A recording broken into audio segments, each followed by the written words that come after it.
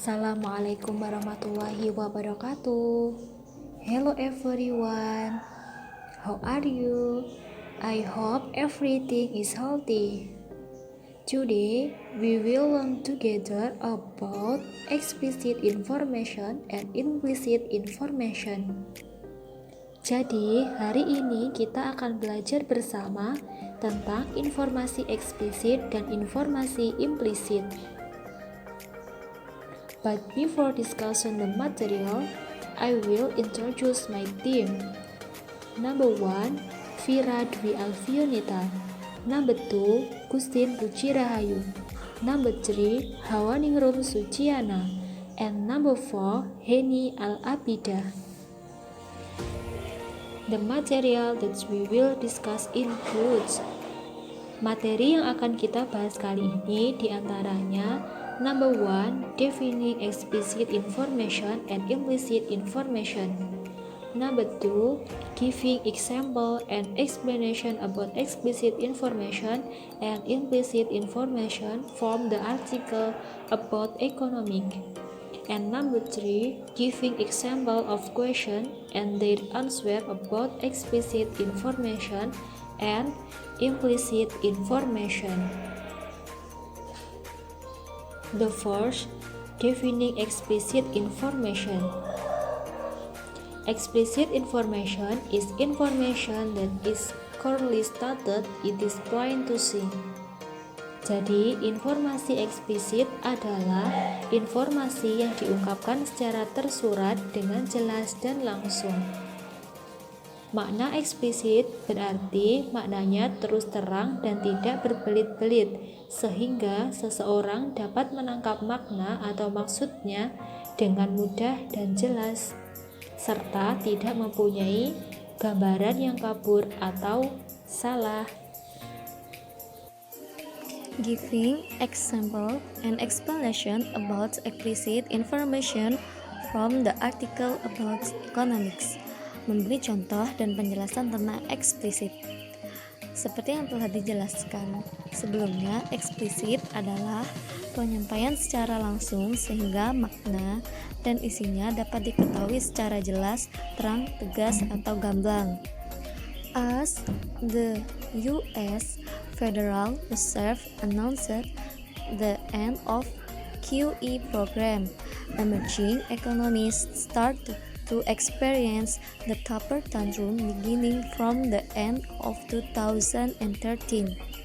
Ketika cadangan federal AS mengumumkan akhir program QE, negara berkembang mulai mengalami taper tantrum dimulai dari akhir 2013. Giving example question. Memberi contoh tanya jawab. A. What is your favorite animal? B. My favorite animal is a cat. A. Apa hewan favoritmu? B. Hewan favorit saya adalah kucing. Di sini sudah sangat jelas ya apa hewan favorit yang ditanyakan, dan jawabannya pun juga jelas bahwa hewan favoritnya adalah kucing. A. Cannot Arga buy a new smartphone? B. Arga wants to buy a new smartphone but he does not have the money. A. Tidak bisakah Arga membeli ponsel baru? B. Arga ingin membeli ponsel baru tetapi dia tidak mempunyai uang. Di sini juga sangat jelas ya antara pertanyaan dan jawabannya. Arga tidak dapat membeli HP baru karena dia tidak mempunyai uang. My name is Heni Al-Abidah. I will explanation about the definition of implicit. The definition of implicit is implied or understood, though not plainly or directly expressed. Something is therefore implicit when it is not directly stated but is either suggested in the wording or necessary to effectuate the purpose. Definisi implisit adalah tersirat atau dipahami meskipun tidak diungkapkan secara langsung atau langsung.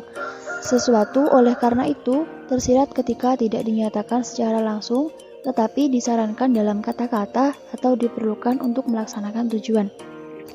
Dalam makna lain, makna implisit itu berarti maknanya terkandung di dalamnya meskipun tidak dinyatakan secara jelas atau terang-terangan atau tersimbol di dalamnya. Biasanya, makna implisit itu menggunakan kata-kata yang bersifat konotasi atau kias.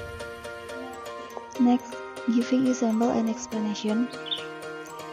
Jadi, kelompok kami pada artikel ekonomi yang kemarin mengambil contoh The Morgan Stanley Capital International (MSCI) Emerging Markets Index entered a bear market in early September 2015, followed by a drop in the benchmark index of emerging currencies. Indeks Market Stanley Capital International atau MSCI yang muncul dalam pasar beruang pada awal September 2015 diikuti oleh penurunan indeks patokan emisi penimbunan yang muncul. Jadi, dalam kalimat tersebut yang memiliki makna secara tidak langsung terdapat pada kata penurunan indeks, yang mana pada kata tersebut belum dijelaskan secara gamblang penurunan tersebut diakibatkan oleh apa atau berapa besar penurunan indeks tersebut. Giving example of question. Learning at school starts at 7 and ends at 15. Question. How long is the lesson in school? Answer. The lesson is for 8 hours. Jadi, pembelajaran di sekolah dimulai pukul 7 dan berakhir pukul 3 sore. Pertanyaannya adalah berapa lama pembelajaran di sekolah tersebut? Jawabannya adalah 8 jam. Di sini kenapa implisit? Karena kita harus menghitung secara manual berapa jam mereka melakukan pembelajaran di sekolah. Tidak disebutkan secara langsung berapa jam mereka melakukan pembelajaran tersebut. Jadi kita harus menghitungnya secara manual karena di situ ada jam untuk memulai dan mengakhirinya. Okay, thank you for listening. May all those we have shares be beneficial for all. And wassalamualaikum warahmatullahi wabarakatuh.